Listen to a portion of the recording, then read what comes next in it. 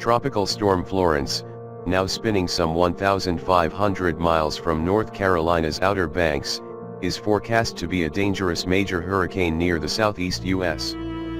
coast by late next week, the National Hurricane Center said Saturday. It should become a hurricane later Saturday as its winds increase above 74 miles per hour. Meanwhile, the remnants of what was Tropical Storm Gordon will soak portions of the Midwest and East on Saturday and into Sunday, likely leading to widespread and dangerous flooding. Many areas in Missouri, Illinois, and Indiana will continue to see a risk of flooding during the day Saturday, said AccuWeather meteorologist Ryan Adamson. Some spots could see a half-foot of rain over the weekend, according to the National Weather Service. Over 50 million people live where a flood watch or warning is in effect, mainly in the Midwest and in Texas. As for Florence, the Hurricane Center said Saturday morning that gradual re-strengthening is forecast over the weekend. The governors of both Carolinas have declared a state of emergency for each of their states. North Carolina Gov. Roy Cooper declared a state of emergency Friday evening.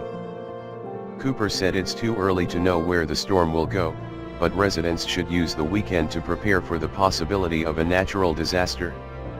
In South Carolina on Saturday, Gov. Henry McMaster also declared a state of emergency due to the possible impacts from Florence. No evacuations have been ordered yet, however. As of midday Saturday, Florence had winds of 65 miles per hour and was crawling to the west at 7 miles per hour. The center of the storm was about 835 miles southeast of Bermuda. The latest forecast shows Florence nearing the U.S. East Coast as a Category 4 hurricane with 140 miles per hour winds on Thursday. A Category 4 hurricane can cause power outages that last for weeks to possibly months, the Hurricane Center said. If the hurricane makes landfall with those winds, which is possible but not certain, most of the area will be uninhabitable for weeks or months. Heavy rain could also cause catastrophic flooding well inland from where the storm makes landfall, which is possible anywhere from Florida to New England, AccuWeather said.